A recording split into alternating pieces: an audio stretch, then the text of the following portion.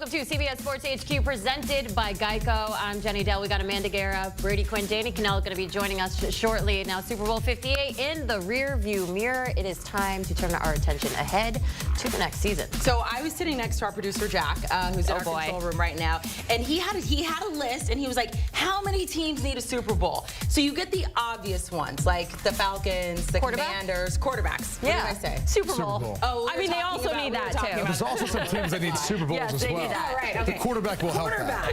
Obvious ones, as mentioned: Falcons, Commanders, Patriots. But then you get some outliers out there, like, are the Bucs going to re-up Baker Mayfield? Do the Titans stick with Will Levis? Do the Giants stick with Daniel Jones? So he settled on So many questions. 8+ teams. Of course he in did. need of a quarterback and a Super Bowl probably this offseason. There are a lot of free agents out there, including the likes of Kirk Cousins. He is not our #1 free agent on our list, by the way. You can find that entire list of the top free agents on CBSSports.com. Chris Jones coming in at #1. But Kirk Cousins, the top quarterback out there. So let's bring in our very good friend, Danny Kanell, who decided to stay at home, although he is missing all the fun we are having here on the set. DK, I'll send this to you. So many teams that need a quarterback, and then you throw rumors in like Kirk Cousins could potentially go to a team that already has a quarterback. We're going to get to that in a second here. How much quarterback shuffling do you think we're going to see this offseason? And are these teams looking at guys already in the league or the draft more so? Amanda, it's good to be on with you guys. I let you know the reason I'm not in studio, I had a little mishap at the dentist. It took a little longer. There were a few more shots of Novocaine than I expected. How you feeling but I'm now? here. So I am bummed. Trust me, I wish I was in good shape and in studio with you guys, but I'm not. To the quarterback question, it never surprises me, what type of shuffling we'll see. Similar to the coaching carousel that spins round and round, teams are always in the market looking to upgrade potentially. And I think the thing that's interesting is some of those teams that you mentioned that might be in the market that we're not quite so sure of.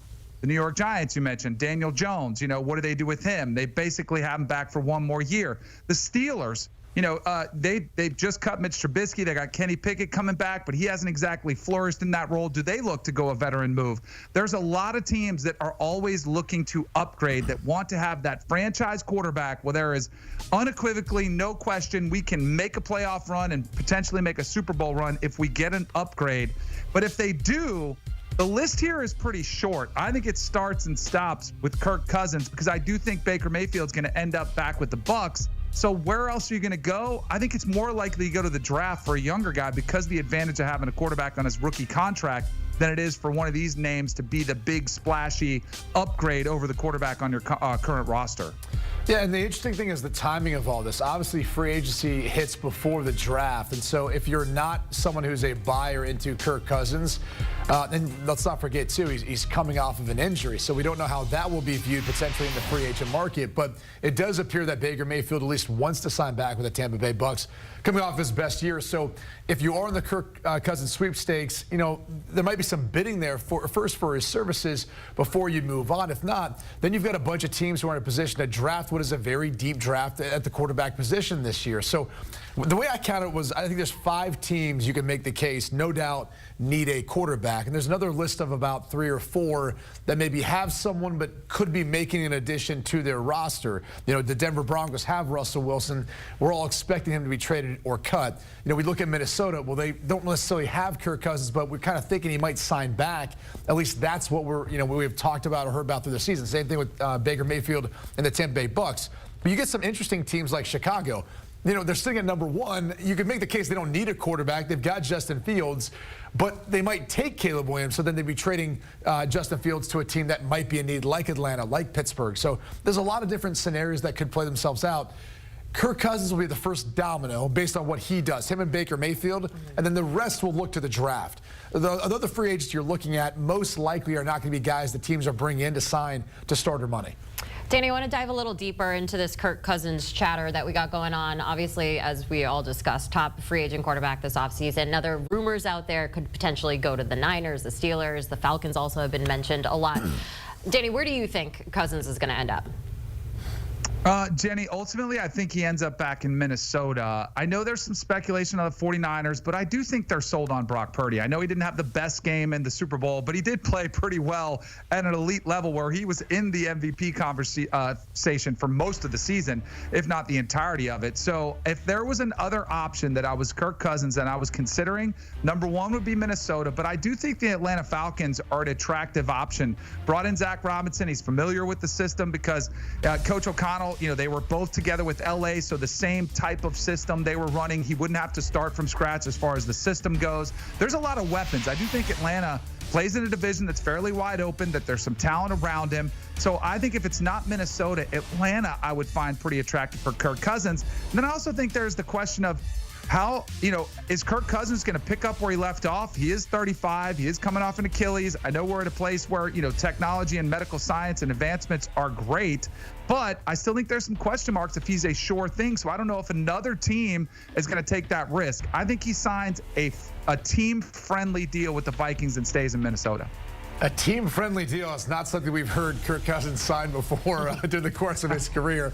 He's been a Hall of Famer in regards to the business of football. So we'll see if he decides to take a little less money, stay in Minnesota, and allow them to create a little more cap space for a guy like Justin Jefferson. He's one of the best receivers in the NFL, who's also waiting on Minnesota's decision as to what they're going to do with Kirk Cousins. Clearly, he wants him back because he knows he's going to feed him the football. I also think he's got a lot of equity built up within Kevin O'Connell and the rest of the Minnesota Vikings organization.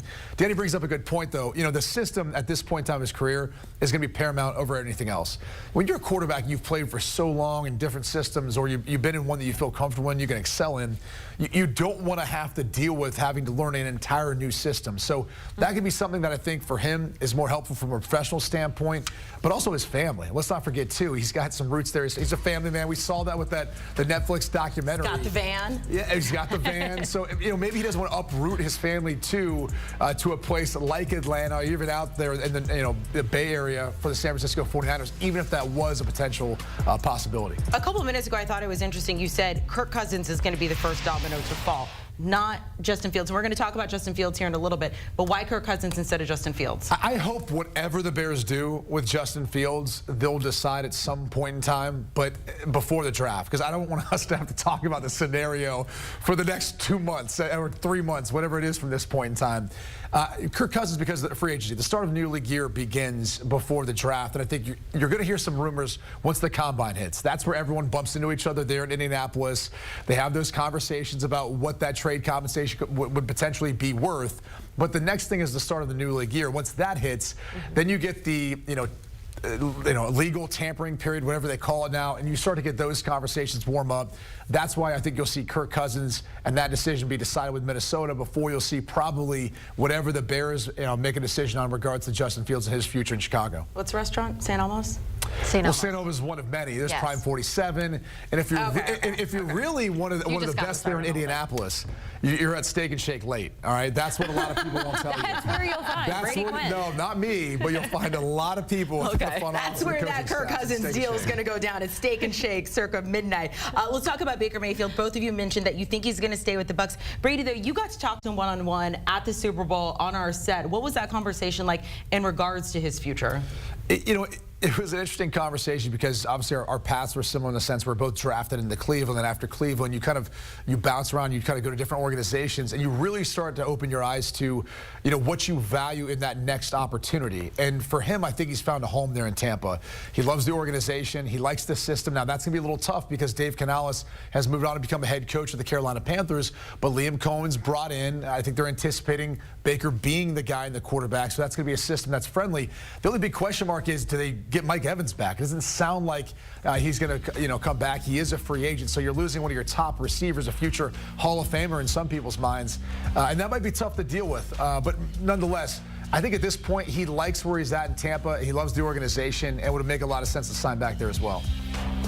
I totally agree. I mean, the story is incredible because of what he overcame. I mean, he was written off. This clearly was his last chance at being a franchise quarterback after, going to Carolina was a little bit of a disaster. The LA stint was so short-lived. It was just a quick fix. But then to have Tampa give him this opportunity, and it wasn't going great early in camp and also early in the season. But to turn things back around and to overcome that adversity, I think it gives Baker Mayfield kind of this renewed energy where he does appreciate some of the finer things and maybe has matured and grown up and more comfortable in his own skin where he can just be himself.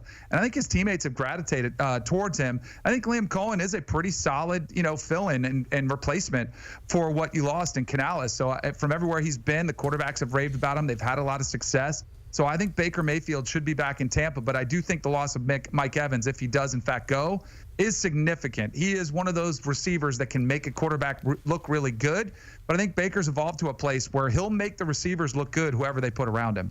The Buccaneers, 4 free agents in the top 50, so we're going to see how that team ends up after this offseason. Now, the next guy we want to talk about, we saw really the drama unfold this season, especially at the end with Russell Wilson getting benched those final 2 games for quote-unquote financial reasons. That's what we're going to stick with. If the Broncos do move on from him, Danny, what's the market like for Russ? Oh, Jenny, this will be curious because I don't think there's a couple things that I think are not helping Russell Wilson. One is playing Denver, although this past year he was playing better, but it wasn't outstanding. You didn't see many vintage Russell Wilson moments where they won because of him. They were winning because he was putting good positions, made some good throws. But then you had the very public, contract dispute, which he called his team out, which I do give him credit for that. You get the baggage that comes with him, and a lot of that was made public in the, last 2 years about him wanting his office and Sean Payton having to revamp his image. So there's a lot of question marks about him. Then the fact that his play has dropped off, I think the market's going to be much less than Russell Wilson thinks it will be for him. But I do think he's still an attractive option. If you think you've got a good roster in place and you have problems at quarterback, I think he's an upgrade. But I would not take him over Kirk Cousins. I wouldn't take him over Baker Mayfield. I think even Ryan Tannehill might be one I would debate taking over Russ. But I think the market's going to be pretty bleak for Russell Wilson. I don't think he's breaking the bank by any means. I think there's a couple organizations who might be in the bidding for Russell Wilson's goodies, if you you will.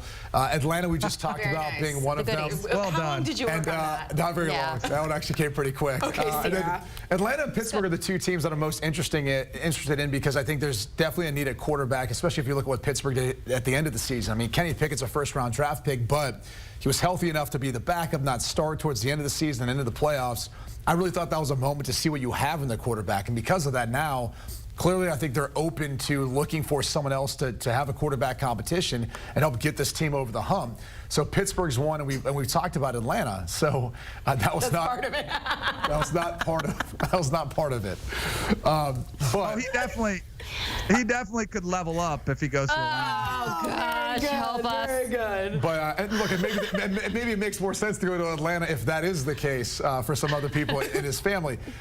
I do think there's a chance he gets traded. Like there's a small chance out there because his contract's actually palatable if you look at the cap hit this year. Now, it'll have to be restructured at some point, but you might be looking at his contract saying, well, what are we paying Daniel Jones? What are we paying some of the starting quarterbacks that are out there with the contract extensions that they signed?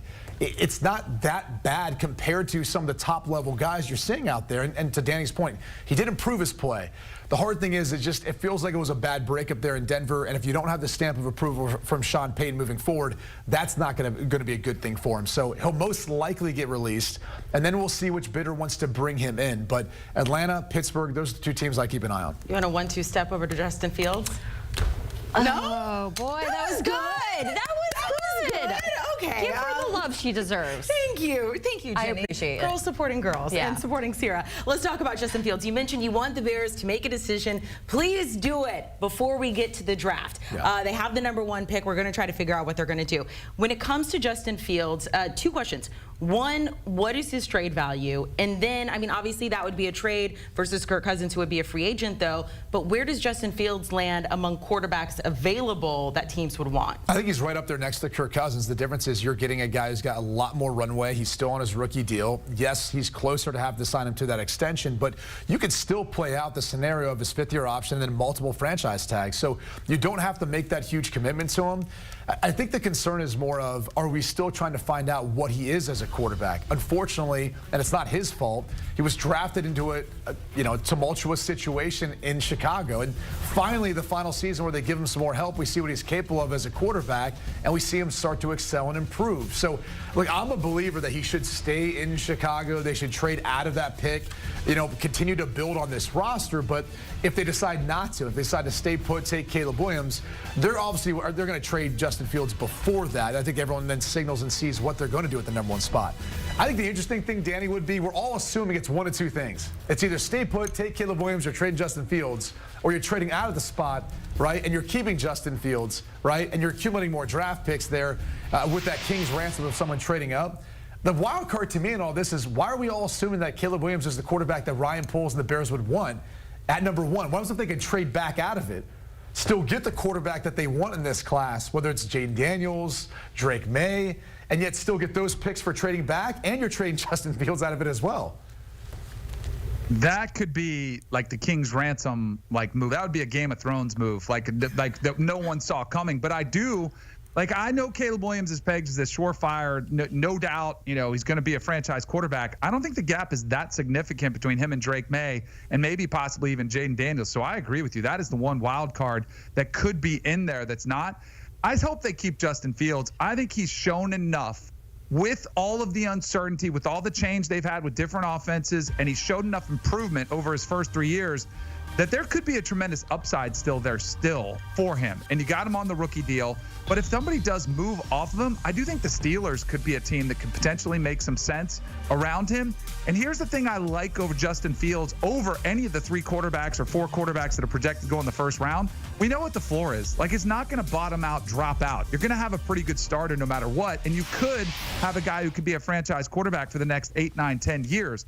With the rookies, as good as we all think they are, there is very much a 50% chance that they could be complete bust and be out of the league in 3 or 4 years. So from that standpoint, I like the certainty of Justin Fields. That's why I think the Bears should keep him. And if they're able to move him, I think some team could find a pretty nice upside with Justin Fields. Danny Kanell, we hope that your mouth feels better soon. We'll miss you here in studio. Brady Quinn, thanks for joining us here on CBS Sports HQ. We got so much more coming up on HQ, but if you want some more football chatter, you got to check out the Pick 6 podcast. Their recent pod, it's a 2024 off-season preview, talking about all the rule changes, the quarterbacks, as we just discussed, going to new teams in the arms race to beat the Chiefs. Check it out today.